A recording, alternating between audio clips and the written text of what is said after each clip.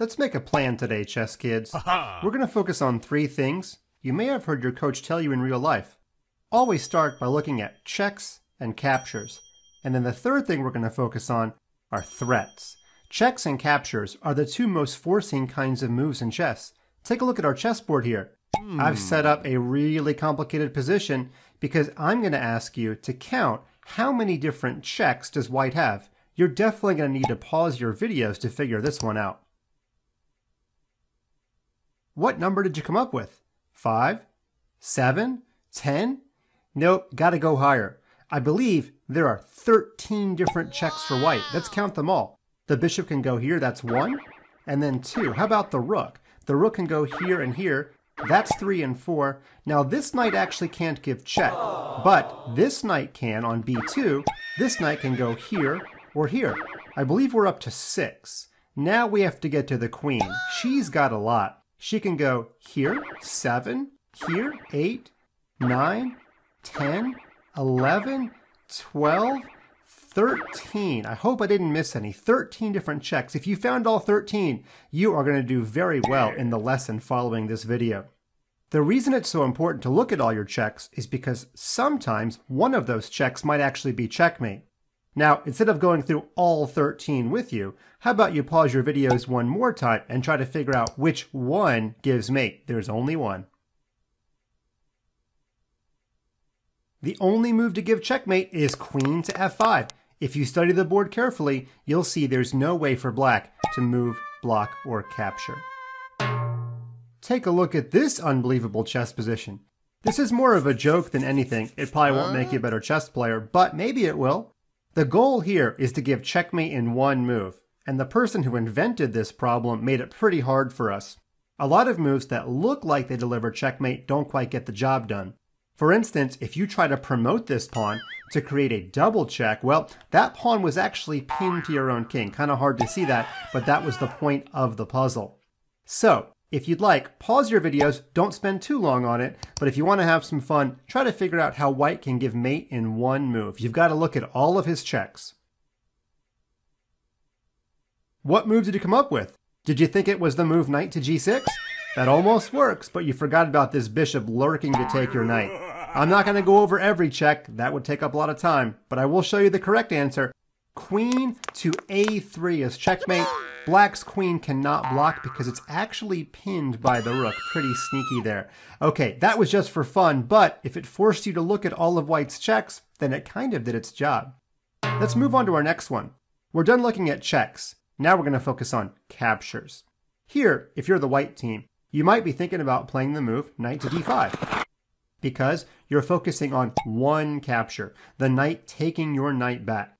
And if he takes your knight back, you might think that you can take his bishop. Now, if you only focus on one of his captures, you might think that queen takes bishop leads to a pretty equal chess position after you take the knight.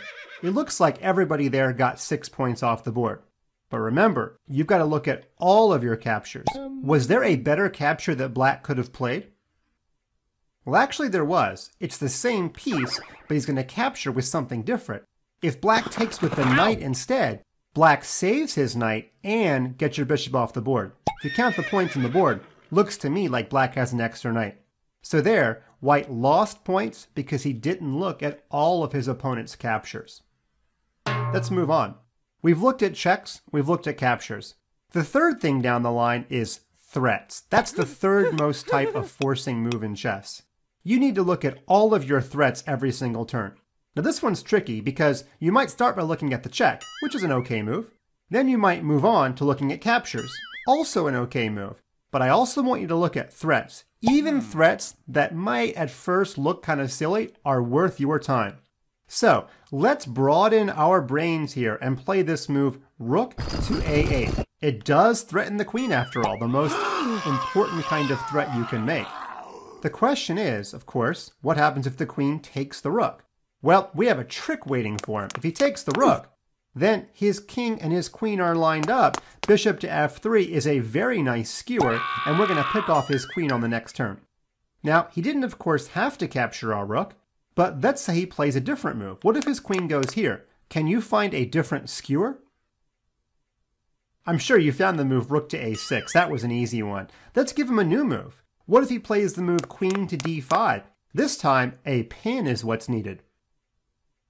That's right, bishop to f3 still wins the queen. It's pretty amazing so far. Now, what if he tries the move queen to c4? Well, then we have this skewer. That queen seems to have nowhere to hide.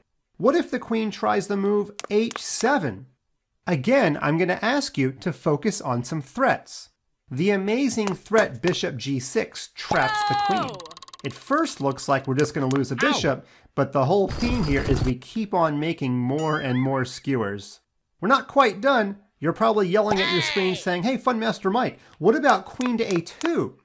Well, then we can actually take this pawn, because if he takes our rook back, we play the move bishop to e8, skewering him that way. Pretty amazing stuff. And if he goes all the way back home, we can return to a8, and the queen is officially, finally, forever trapped, because she can no longer even use the a2 square. That was a pretty wild puzzle, but it goes to show you, focusing on your threats is pretty important too. One final quiz position, chess kids. I want you to look at all your checks, all your captures, and all your queen threats. Try to figure out the best move for the white team. Go ahead and pause your videos now. Okay, let's start at the top. Do you see any checks? Nope. If you do, you're superhuman, because I don't either. Do you see any captures? Actually, there's no captures either. Let's move on to threats. While the queen is lurking, we have a bunch of ways to threaten her. What about rook a2? Well, you know, she'll just run away. That's not going to work. What about rook to b1? Well, the queen will take the pawn. She'll get away. What about knight to a4? Well, now she can get away this way. That's not going to work. One final threat. If you found the move rook on f1 to b1, you have mastered our lesson. The queen is officially trapped, and we're going to win her on the next move. That's why it pays to look at many different threats every single turn. To recap, chess kids, focus on checks, captures, and threats, and you will be on your way to some pretty good planning.